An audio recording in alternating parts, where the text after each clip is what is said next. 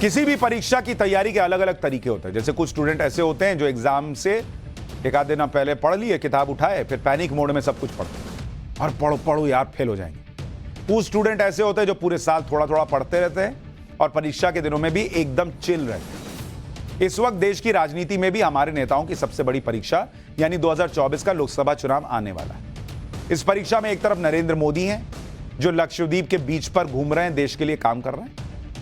ऐसा लग रहा है कि उन्हें सबसे बड़ी सियासी परीक्षा का कोई लोड नहीं है क्योंकि उनकी तैयारी पक्की है, 9 साल से काम कर रहे हैं। दूसरी तरफ इंडी गठबंधन उन स्टूडेंट की तरह लग रहा है जो ऐन वक्त पर तैयारी करते हैं। इसलिए आप देखिए इंडी गठबंधन में इस वक्त हलचल मची हुई है, कोहराम मचा हुआ। यात्राओं के बड़े बड़े प्लान बनाए जा रहे हैं, सीट शेयरिंग के फॉर्मूले निकाले जा रहे हैं, बैठकों की मारामारी हो रही है।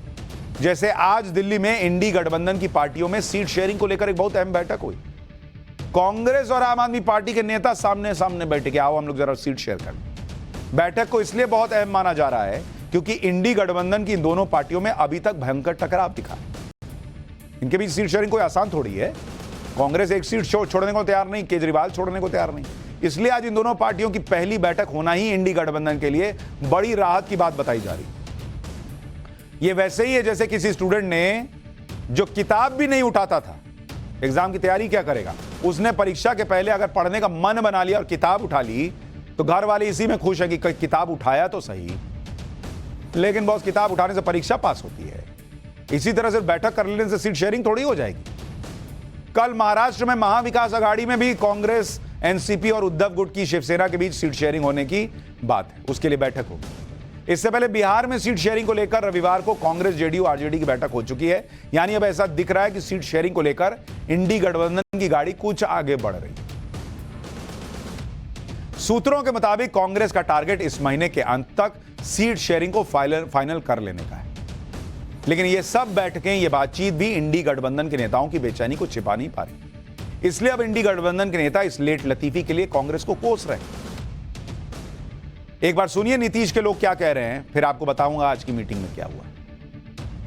जो गति, जो स्पीड भारतीय जनता पार्टी से लड़ने के लिए इंडिया गठबंधन की होनी चाहिए थी, वो नहीं है। आज तक जिस दिन मैं आपसे बात कर रहा हूं, ना तो इसका कोई संगठनात्मक ढांचा है, ना सीट शेयरिंग कोई फाइनल दौर में है, ना इसका कोई जॉइंट मैनिफेस्टो है।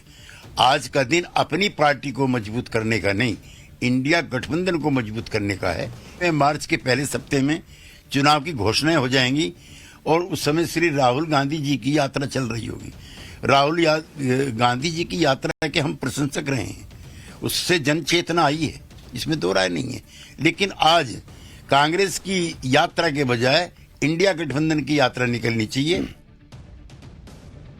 ऐसी बयानबाजी के पीछे एक प्रेशर पॉलिटिक्स भी काम कर रही है, जिसमें गठबंधन में शामिल बाकी पार्टियां ये चाहती हैं कि किसी ना किसी तरीके से एक दूसरे पर दबाव डालकर ज्यादा से ज्यादा सीटें हासिल कर ली जाए। जैसे आप दिल्ली के सीएम अरविंद केजरीवाल को देखिए, आज कांग्रेस से आम आदमी पार्टी की सीट शेयरिंग पर बैठक, लेकिन उससे पहले अरविंद केजरीवाल ने गुजरात में एक रैली के दौरान भरूच लोकसभा सीट से आम आदमी पार्टी के विधायक चैतर वसावा को चुनाव लड़ाने का ऐलान भी कर दिया कि भाई ये हमारा कैंडिडेट है। इधर सीट शेयरिंग पे बात चल रही है, इधर केजरीवाल ने कह दिया कि ये हमारा कैंडिडेट होगा लोकसभा का। सुनिए एक बार।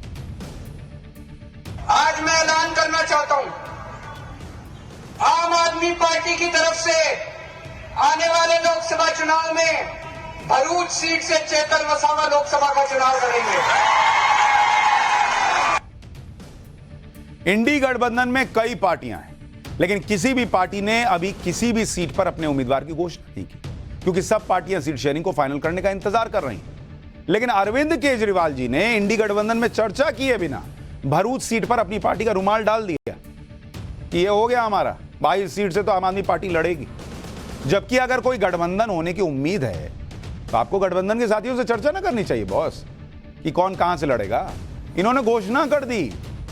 सीधी सी बात है कि ये सब स्टंटबाजी है जो एक दूसरे पर प्रेशर डालने के लिए है और जिससे सीट शेयरिंग की बातचीत में एक दूसरे से ज्यादा सीटें खींचने के लिए यह सब किया जा रहा है। वैसे अभी तो यह भी तय नहीं है कि गठबंधन होगा या नहीं, क्योंकि सीट शेयरिंग को लेकर कहीं कोई भी बातचीत पूरी नहीं हो पाई। जैसे आज कांग्रेस और आम आदमी पार्टी के बीच सीट शेयरिंग को लेकर पहली ऑफिशियल मीटिंग। इस मीटिंग में दिल्ली के आम आदमी पार्टी के नेता थे और दिल्ली के कांग्रेस के नेता थे, जैसे आम आदमी पार्टी से आतिशी, संदीप पाठक, सौरभ भारद्वाज, कांग्रेस से मुकुल वासनिक, अशोक गहलोत, भूपेश बघेल, सलमान खुर्शीद और दिल्ली कांग्रेस के अध्यक्ष अरविंदर सिंह लवली थे। लेकिन इस मीटिंग में कोई फैसला नहीं हो पाया। दोनों पार्टियों ने अपनी अपनी मांगे एक दूसरे को बता दी, हमको इतना चाहिए, हमको इतना चाहिए।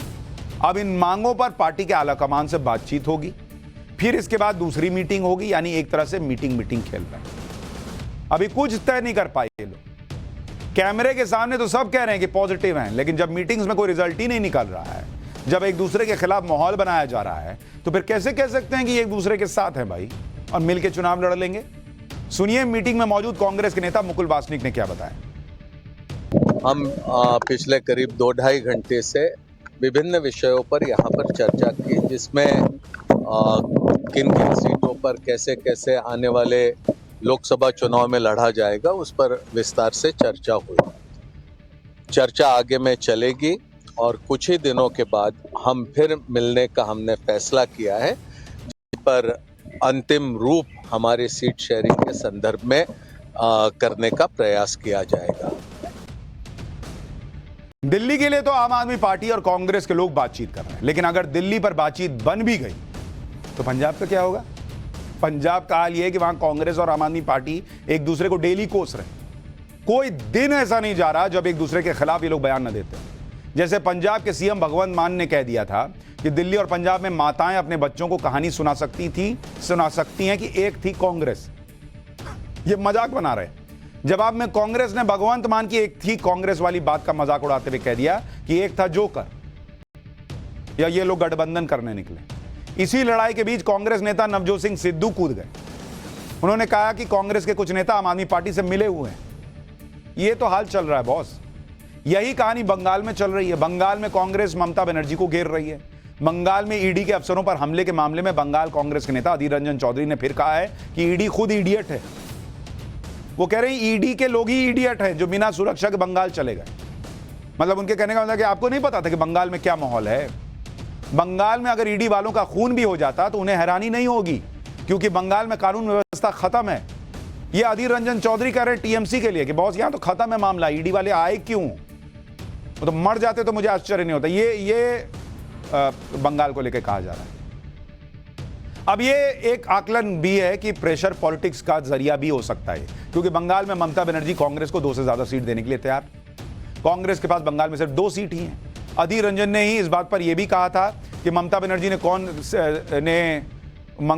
से कौन भीख मांगने के लिए गया है। टीएमसी को पता नहीं है क्या कि कांग्रेस के पास 2 सीटें हैं, ममता बनर्जी से कौन सीट मांग रहा है। कांग्रेस बंगाल में अपने दम पर चुनाव लड़ सकती है। ममता बनर्जी नरेंद्र मोदी की सेवा में लगी हैं। कांग्रेस को ममता बनर्जी की दया की कोई जरूरत नहीं। यानी सब एक दूसरे को कोस रहे हैं, एक दूसरे पे प्रेशर बना रहे हैं, ताकि इस दबाव में कि सामने वाला हमको एक्सपोज कर देगा, हम पे ऐसा करेगा वैसा करेगा, शायद ज्यादा सीट मिल जाए। लेकिन सीट मिले ना मिले, पब्लिक तो देख ना रही है बॉस कि आप लोग क्या एक दूसरे के लिए बोल रहे हैं। बिहार की भी अलग कहानी चल रही है। नीतीश कुमार बिहार की अपनी सीटों पर रुमाल डाल के बैठ गए। वो अपनी कोई सीट जो जीती हुई है वो दूसरे को देना नहीं चाहते, जबकि वो सारी सीटें जो उन्होंने जीती वो पिछले चुनाव में जीती जब नरेंद्र मोदी के साथ मिलकर लड़ रहे थे, नरेंद्र मोदी के चेहरे पे जीती। जेडीयू प्रवक्ता केसी त्यागी ने कह दिया कि जेडीयू का 17 सीटों पर दावा है, 16 सीटों में जेडीयू जीती थी, 1 सीट पर दूसरे नंबर पर थी। सीटों का बंटवारा आरजेडी, कांग्रेस और लेफ्ट के बीच होना है। जेडीयू का इससे लेना देना नहीं। मतलब वो अपना पहले ही पैक कर लिए कि हमारा इतना है बॉस। मतलब नहीं होता है कि दोस्ती यारी में लोग लेके आए, थोड़ा चिकन लाए, थोड़ा रोटी, तंदूरी रोटी लेके आए। अब 4 दोस्त है, रोटी है 3। जेडीयू पहले ही 2 लेके बैठ गई कि हम तो इतना खाएंगे बॉस, मेरा तो इतना डाइट है। यानी जेडीयू ने साफ कर दिया कि वो तो 17 सीटों पर लड़ेंगे, बाकी अपना जिसको जो देखना है देख लो। बिहार में 40 लोकसभा सीटें हैं, 17 पर नीतीश जी लड़ लेंगे।